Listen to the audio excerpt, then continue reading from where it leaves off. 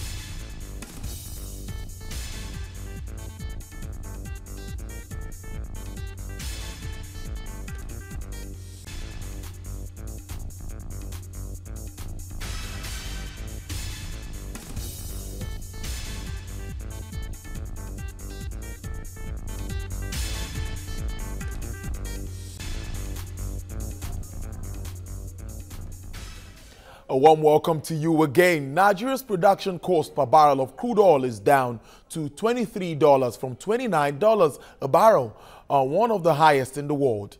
The Nigerian National Petroleum Corporation (NNPC) has driven down the cost of crude oil production from $78 per barrel as at August 2015 to $23 per barrel, representing a 70.5% reduction. Oil prices began crashing in 2014 and was less $78 for the world for the whole of 2015. Now, oil producers have worked since the crash to cut their exploration and production costs. The Nigerian firm targets to bring the cost of production to between $17 and $19 for onshore and offshore production, respectively. Now, United States investment bank Morgan Stanley says euro will hit $1.25 by next year. According to the bank, euro and British pound will exchange at the same rate for the first time in 18 years. Morgan Stanley also cut its forecast for Mexican peso to $20 per barrel ahead of the country's election early next year. And now the Debt Management Office has faulted claims that the Nigerian government was issuing dollar-denominated Treasury bills. Director General of the DMO, Patience Oniha, made this position known at a meeting with business correspondents in Lagos. Well, I covered that report, and this is what we brought back.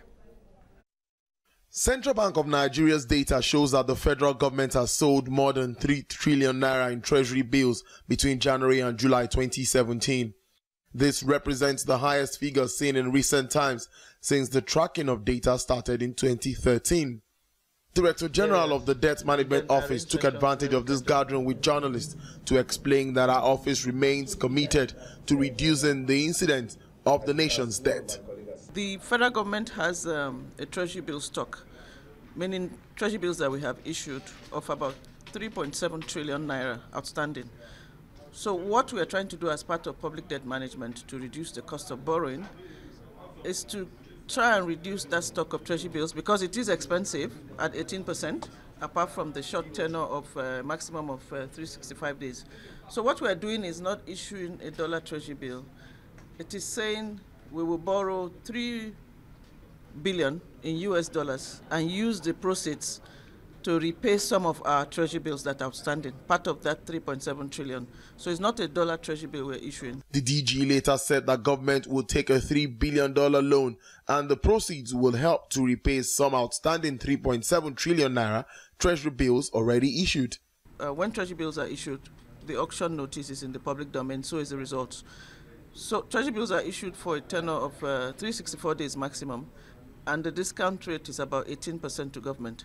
When you compare that with the rate of 6 to 7% of borrowing in the international markets, you realize straight away that there's a huge savings of 11 to 12%. So that's what we're trying to take advantage of. It's not a new borrowing, so it's not going to increase our debt stock. It is simply going to convert some of our naira debt into US dollars for a longer tenor and at a lower cost. In all of this process, what will be the role of the Central Bank of Nigeria? When the dollar proceeds come, it goes to the central bank, and that increases external reserves. The central bank will give us naira, which is what we'll spend, use to redeem the treasury bills. So that $3 billion goes straight into external reserves, while we get naira and repay some of the treasury bills. The Debt Management Office was established on October the 4th, the year 2000, centrally to coordinate the management of Nigerian debt, which was hitherto being done by a set of establishments in an uncoordinated way. Tolulope Ogunjobi, TVC News, Lagos. Now, Nigeria plans to raise 135 billion naira. That's well more than $400 million. That's in the bonds market by the middle of next week. The debt office will sell 35 billion naira of bonds. That's more than $96 million due in 2021. And 50 billion naira each of bonds, about $137 million due in 2027 and 2037. Using a Dutch auction system. Settlement is expected 2 days after the sales, and the bonds are reopening of previous issues. Nigeria, which is Africa's biggest economy, issues sovereign bonds each month to help fund its budget deficit, support the local debt market, and maintain a benchmark for companies to follow. Well, the financial analyst with GTI Securities, Chukuma Ayaun, joins us via Skype. I think I also have NNAEMEKA OBIARAERI joining us now to discuss the relevance of the bond in helping to develop a country, an economy like Nigeria. NNAEMEKA, are you there? Thank you for joining us. Well, my pleasure. NNAEMEKA, we've been hearing of bonds, the FG floating different bonds. There was one of 135 billion naira, and we're expecting another one by next week. What do you think this means to an economy like Nigeria? The government issuance of bonds and long-term securities, actually borrowings from the federal government of Nigeria, to support its budget implementation. If you look at the 2017 budget, we say that we have a budget deficit of about 2.3 trillion.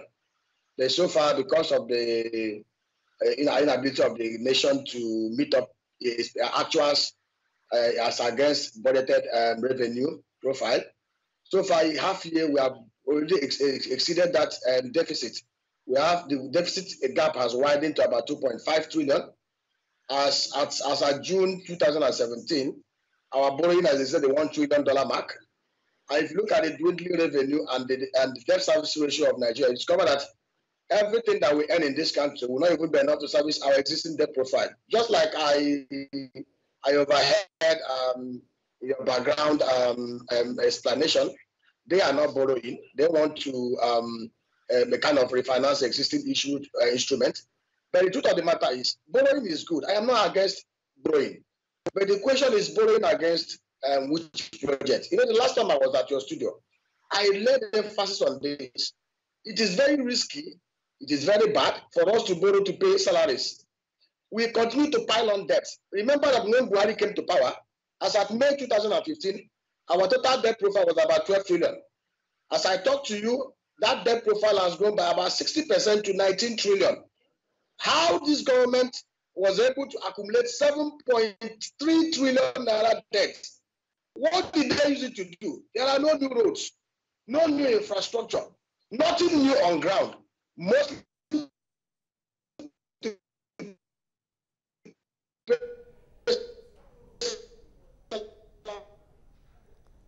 yeah. Indeed, there. I know we're getting some challenges there, hearing from NNAEMEKA OBIARAERI there, giving his views on issues surrounding Nigeria raising bonds, the federal government raising bonds to actually finance and support the budget. We'll try and connect back to NNAEMEKA. Let's take a break on the show now, and we'll be back. Please don't go away. It's still Business Nigeria.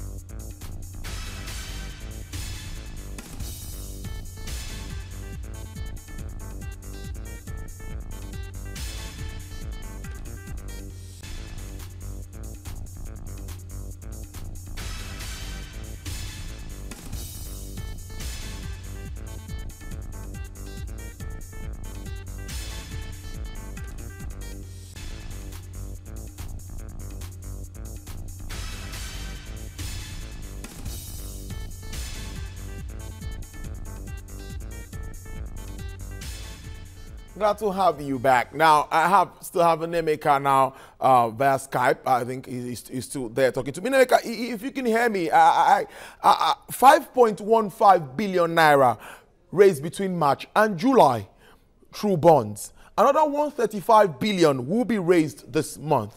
Now you're talking about where to channel this funds being raised by government. You're saying that borrowing, you really need to divert it maybe to infrastructure development and all of that. But the DMO boss have come out to say that it's a long-term borrowing scheme that won't really hurt the economy. I don't know if you're seeing it that way. Sometimes I don't understand this people. Long-term borrowing that will not hurt the economy. Are we not going to repay it? Is it a grant? Is it an aid? We are borrowing against what? That's the question we should ask ourselves. Let me give you an instance. Assuming we are borrowing $2 billion, or we are borrowing 130 billion naira to do a gas collection plant under a private-public partnership initiative between the federal government of Nigeria and private sector developers. I tell you, it will add value because we are borrowing, even if it's long-term, we'll be able to produce gas in Nigeria and sell an end dollar. Good investment. I give another example. Assuming we are borrowing to set up rice processing mills in Nigeria to process rice and sell it within the economy, it will save us the huge, humongous dollar that we spend importing rice. These are the kind of things we expect them to borrow. They keep on telling us, borrowing against what? Your borrowing is like a man that is borrowing money to feed his family. Okay, at the end of the day, who do you repay it? What is the source of repayment? We are saying that our profile is dwindling. Our source of income, the crude oil, the production as of today is about 1.8 million barrels per day. The price has hovered between $48 to $15 per barrel. We have not yet diversified this economy because the infrastructure that would have helped us diversify, power, transport, rail even are not there. We expect this government, for crying out loud, to borrow against infrastructure development, to borrow against projects that will yield us return on investment that can enable us to repay. These guys are borrowing to pay salaries. They are borrowing to fund deficits. They are not even cutting costs. And somebody is saying that it will not hurt us. Who will repay it? It's very annoying. I see the passion there now. Now, NNAEMEKA, you identified the deficit which we face in our budget, which we all know it's clear. And you just identified also that the price of crude is dwindling. We can't even control it because it's a global market. We cannot control it. Now, how then do we finance our budgets if we don't get funds one way or the other? One of the ways of the cost of governance is to cause the over-bloated cost of government. I tell you this, if this government is serious, we can actually cut the cost of governance by 50%. Now, I'll give you an instance. In 2015, our recurrent expenditure for salaries of public servants was put at about 1.4 trillion. As I'm talking to you, our recurrent expenditure for salaries and emolument has grown from 1.4 trillion naira to 1.8 to 1.9 trillion. This same government told us that they blocked holes and leakages. This same government told us that they've discovered 60,000 ghost workers. So between me and you, if they have been honest with us, they've discovered 60,000 ghost workers. They've blocked leakages and they've stopped graft in the system. And we are not ghost workers. They've blocked leakages and they've stopped graft in the system. And we are not talking about no increase in minimum wage of civil servants. How did we incur over 500 million rights? And so we explain that this magic.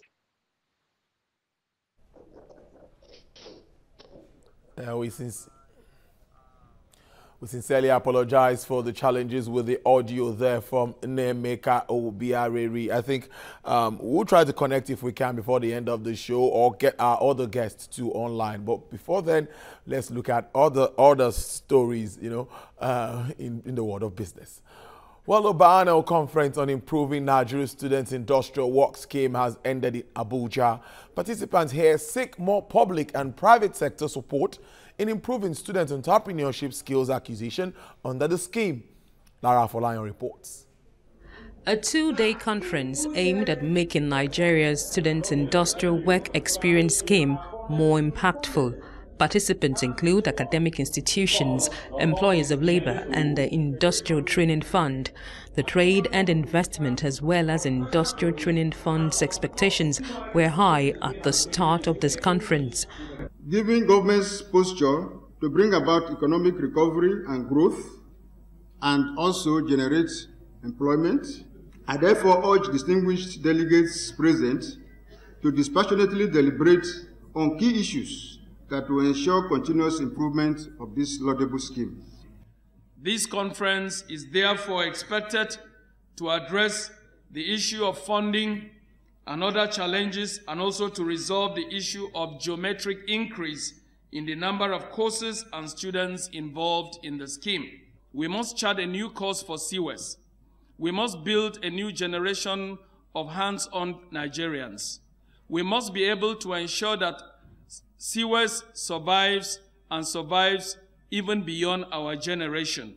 I would like to call on all critical stakeholders, with particular reference to the government, to ensure that this baby does not die. The deliberations dwelt on how parties to the scheme could better fulfill their obligations and possible alternative funding sources for the scheme. Then came the recommendations on how the scheme could be better.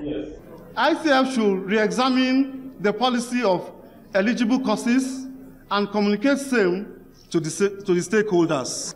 ICF should collaborate with the supervisory agencies and come up with acceptable number of courses for SIWES. The conference agreed that before any supervisory agencies accredit any science or technologically based course, they must have a full-fledged and functional SIWES unit. This biennial conference is coming after its failure to hold for 6 years.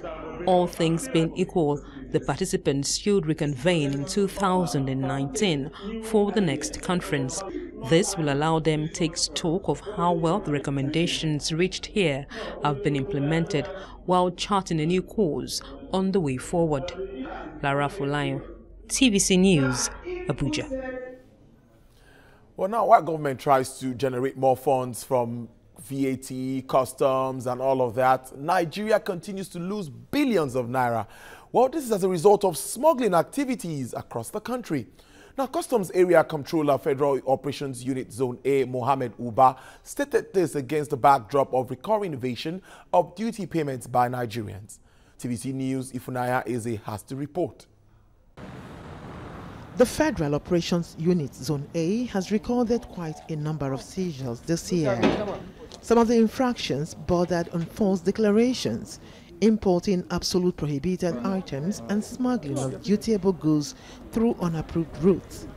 Controller Mohammed Uba acknowledges that some engage in smuggling out of ignorance, but says it is damaging the nation's economy. Smuggling is a very dangerous activity for any nation because it destroys the economy, the very foundation of any nation. People do engage in smuggling. Some do that fundamentally because they are ignorant. They don't know how economy of a country works. So people should contribute and pay government money. It is the right thing to do for them. If an individual pockets his money, pockets government money, he is doing ill to the society. Uba also noted that the Customs Act affirms that smuggled items will be seized wherever they are found. By Section 147 of the SEMA, the customs officers, they have the right, without warrant of arrest, when there is a reasonable suspicion, and custom goods are being kept anywhere, we have the right to go, force the place open, evacuate them, and bring them to the government warehouse. If they are dutiable goods, duty, government money must be collected. If they are prohibited goods, as announced by the government, they must be seized and forfeited to the federal government. He further explained that government's projects are funded by revenues generated by customs and other agencies. Ifunanya Eze, TVC News, Lagos. Outside Nigeria now, uncertainty in government policies and higher level of unemployment would limit South Africa's economic growth in the next 1 year. Ratings agency Moody's dropped its assessment of the economy after surveys of parameters in its current work. The agency particularly stressed the effect of political tensions in the economy, doubting the ability of the ruling party to achieve harmony in the social system. Moody's projects that the South African economy will grow by a mere 0.5% for the year 2017. The United States is pushing harder for renegotiations on the North American Free Trade Agreement. The trade bloc, which includes the U.S., Canada, and Mexico, has come under criticism by the United States President Donald Trump, who says he wants to see a modernized trade group. America has blamed the NAFTA for trade deficit with Mexico, indicating that manufacturers' jobs have crossed the border to other lands. Unemployment in the United Kingdom dropped to its lowest level in 42 years on the back of support from the manufacturing sector. Official data shows that real income value on earnings was down by 0.5%, even as it increased slowly over time. 32 million people were recorded in employment in the second part of the year, that's showing appreciable increase over the same period in the previous years.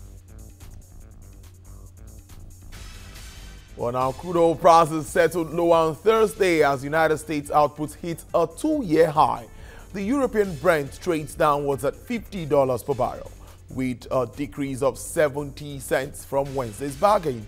OPEC reference basket oil price steadies at $49 per barrel. Well, indeed, that's our package for you today on Business Nigeria. Join us tomorrow by God's grace for more insightful and detailed analysis. On behalf of the entire production crew, I must thank you very much for watching. I leave you with the figures of the exchange rate as it stands today. Bye for now.